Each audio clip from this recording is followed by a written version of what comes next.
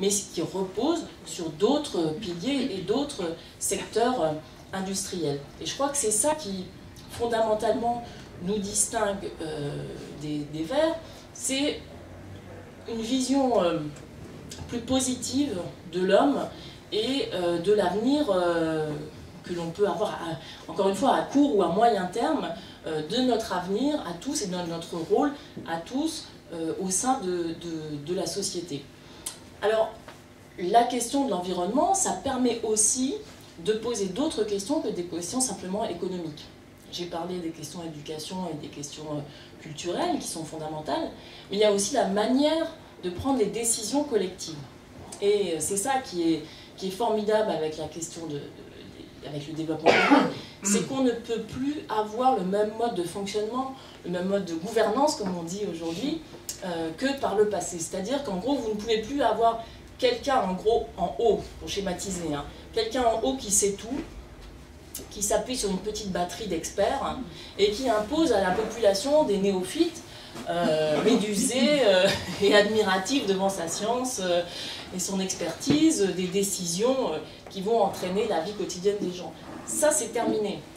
Pourquoi? D'abord parce qu'on l'a vu par le passé, les grands drames sanitaires, les grandes catastrophes, que ce soit des catastrophes écologiques importantes, comme il y a eu en Angleterre dans le domaine du nucléaire, comme il y a eu avec les épizooties, enfin la vache folle, la grippe aviaire, la peste porcine, enfin bon, on voit bien qu'à chaque fois, ce sont les associations de citoyens, de consommateurs, parce que le consommateur c'est aussi un citoyen, il ne faut pas opposer les deux, de malades aussi dans certains cas, qui ont permis de faire émerger sur l'espace public des questions qui étaient considérées comme peu importantes finalement du point de vue de la, entre guillemets, grande politique.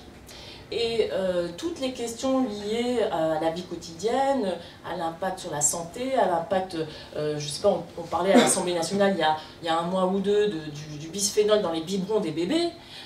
J'imagine qu'il y a 50 ans, on aurait dit à des députés en costume 3 pièces de l'Assemblée nationale qu'ils allaient débattre des biberons en plastique pour les bébés. Ils auraient dit, mais enfin, c'est pas digne de nous à l'Assemblée nationale de parler du bisphénol.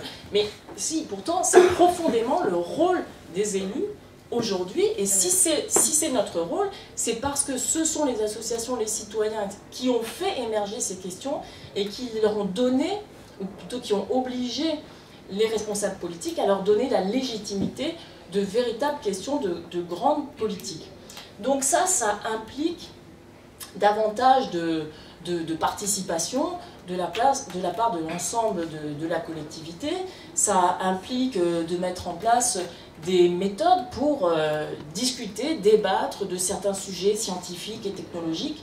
On a beaucoup de choses à faire là-dessus encore, hein, parce que si on prend par exemple les pays nordiques, au Danemark, ils organisent des conférences de consensus, ça s'appelle comme ça, ou des conférences citoyennes, où en fait on tire au sort des citoyens, on les forme.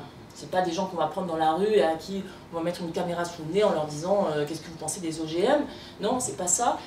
On va les former en leur donnant accès à un certain nombre d'experts, et puis voilà, pendant plusieurs semaines, et puis à la fin, ces citoyens débattent et rendent un rapport et expriment leur opinion.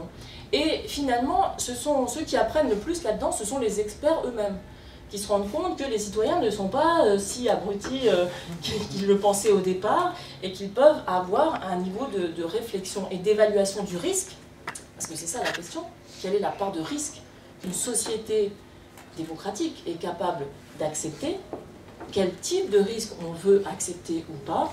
Est-ce qu'en France, aujourd'hui, on veut accepter le risque sanitaire, économique, écologique, par exemple, des OGM ou pas? Est-ce qu'on veut accepter le risque de l'exploitation du gaz de schiste ou pas? Donc ça, on ne peut plus décider de ça tout seul dans un bureau, dans un ministère. Il faut en débattre avec les citoyens. Et donc cette révolution démocratique qui est amenée en quelque sorte par l'urgence écologique, c'est aussi, pour nous à gauche, un moyen formidable de renouveler notre pratique politique.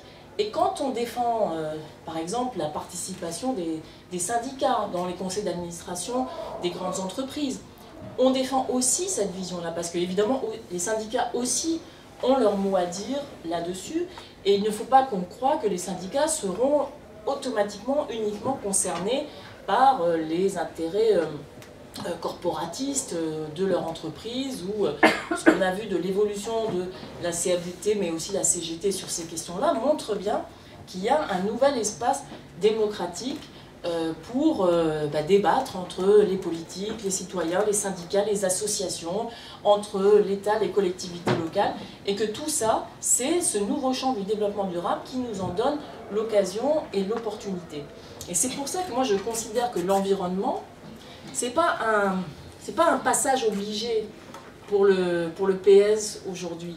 C'est pas une question dont on se dit ah là là, il faut quand même qu'on dise quelque chose là-dessus parce que les Verts ont fait 16% aux élections européennes et donc on est obligé quand même de s'y mettre. Il faut qu'on mette quelque chose à la fin du programme là-dessus. Pour moi, c'est structurant. C'est structurant dans notre idéologie au sens propre, au sens noble du terme. C'est structurant pour notre pratique politique et c'est aussi structurant pour notre avenir en tant que parti de progrès et notre avenir électoral. C'est-à-dire le projet, l'idéal qu'on va offrir à l'ensemble de nos concitoyens. C'est structurant parce que ça va nous donner un nouvel horizon, parce que ça va aussi, enfin ça suscite aussi déjà, c'est pas dans l'avenir, c'est tout de suite, ça suscite l'intérêt de nos concitoyens. Ils veulent qu'on leur trouve des réponses. En même temps, ils ont conscience que ces réponses ne sont pas faciles à trouver, qu'il faut arbitrer entre plein d'intérêts qui peuvent paraître contradictoires. Ils ont conscience de la complexité de ce type de questions, et donc ils ont une sorte d'indulgence. On commence tous en quelque sorte en ces matières. Donc on apprend en marchant et on est en train d'élaborer quelque chose, mais qui va permettre de renouveler, à mon sens, la pensée socialiste et la pensée de la gauche. Ça ne veut pas dire que, par exemple, on va abandonner complètement l'industrie, pour en revenir à ce que je disais au début. Mais il faut voir que la crise de l'automobile en France aujourd'hui, elle est, alors je suis peut-être un peu loin des Hauts-de-Seine, je suis désolée, mais la crise de l'automobile aujourd'hui en France, c'est pas une crise conjoncturelle liée à ce qui s'est passé en 2007-2008 dans le monde. C'est une crise structurelle sur notre mode, effectivement, de déplacement, notre mode de développement, que on ne peut pas décemment souhaiter pour le bien commun, que l'ensemble des habitants de la Chine et de l'Inde aient accès au même mode de développement, c'est-à-dire le modèle de l'industrie, de l'automobile, de la voiture par personne, une voiture par personne quasiment, sur lequel on a vécu pendant des années. Alors on pourrait dire, oui, nous on est socialistes, on est égalitaire, il faut que tout le monde ait accès à ça. Mais est-ce que c'est vraiment un bien? Non, je ne le pense pas. D'autant plus que ça ne serait de toute façon pas soutenable pour la planète, puisqu'il faudrait 7 planètes, en gros, pour que l'ensemble de la population mondiale puisse vivre comme les Européens vivent aujourd'hui. Donc nous devons changer effectivement nos modes de vie. Mais ça va servir à nos ouvriers en France. Nos ouvriers dans l'automobile par exemple qui souffrent aujourd'hui de la concurrence des pays low cost, mais ils savent qu'ils doivent se reconvertir soit dans des technologies par exemple de véhicules électriques ou de transport collectif, de circulation type tramway par exemple, ou bien dans d'autres domaines industriels, que ce soit les énergies renouvelables, que ce soit des biotechnologies, que ce soit le secteur de la santé. Ils en ont bien conscience. Ce qu'ils voudraient, c'est qu'on leur en donne la possibilité. Et là-dessus, c'est vrai que le gouvernement pêche, parce qu'ils ne définissent pas de véritable politique industrielle qui permettrait d'avoir une vision d'avenir en se disant, ben voilà, pendant les 20 ans qui viennent, il faudrait que la France s'oriente massivement, par exemple, dans le développement du secteur de la santé, parce que là, on est bon, on a des emplois à créer, on a un savoir-faire, et on aura besoin de main-d'œuvre, donc il faut former les gens. Voilà, si on donne ces perspectives aux ouvriers de l'industrie automobile, mais ça peut être d'autres types d'industries, évidemment, bien sûr, ils seront beaucoup moins d'abord angoissés vis-à-vis de leur avenir, angoissés vis-à-vis des concurrents intra-européens, et puis ils ont envie, comme tout le monde, que l'environnement s'améliore, et donc ça les valoriserait davantage de travailler dans des secteurs entre guillemets propres, plutôt que dans des industries dont ils sont finalement les premières victimes. Et je crois que c'est ce mécanisme-là, c'est-à-dire ce saut, qui permet de construire un espoir, de dire l'environnement, c'est pas une punition, c'est pas une contrainte, c'est aussi une chance et un levier pour un développement à venir.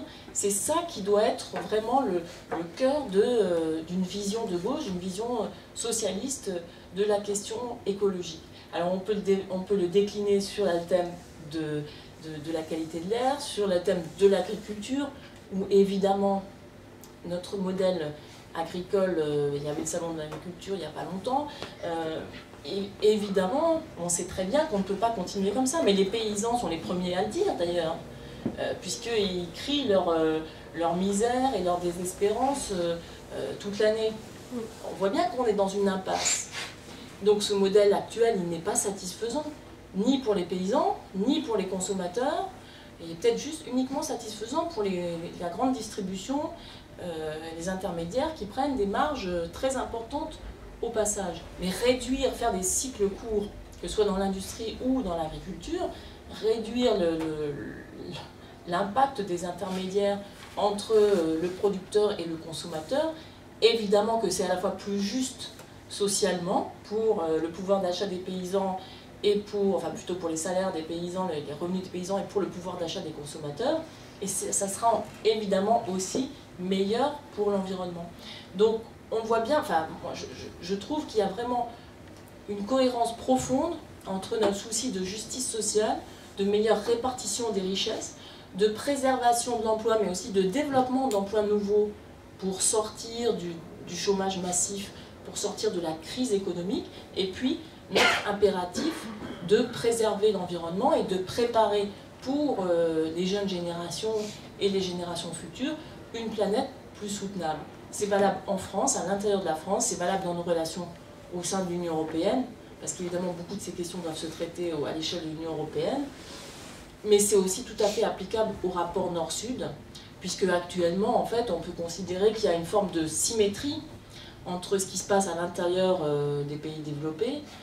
Ceux qui sont les plus riches consomment beaucoup plus et en fait polluent beaucoup plus que les plus pauvres, qui sont les principales victimes pourtant des pollutions. Mais à l'échelle de la planète, c'est la même chose. Les pays riches consomment et polluent beaucoup plus que les pays pauvres, qui pourtant fournissent les matières premières, qui ne bénéficient absolument pas de l'explosion actuelle des cours des matières premières, par exemple des matières premières alimentaires ou des matières premières de l'énergie, et qui sont victimes de prédation, donc à la fois sociale, économique et environnementale. Je pense que c'est un beau projet pour l'ensemble de nos concitoyens, pour la gauche, pour la justice sociale, de considérer que la question de l'écologie, aujourd'hui, c'est un nouveau pilier, un nouveau levier de notre combat pour la justice sociale. Merci.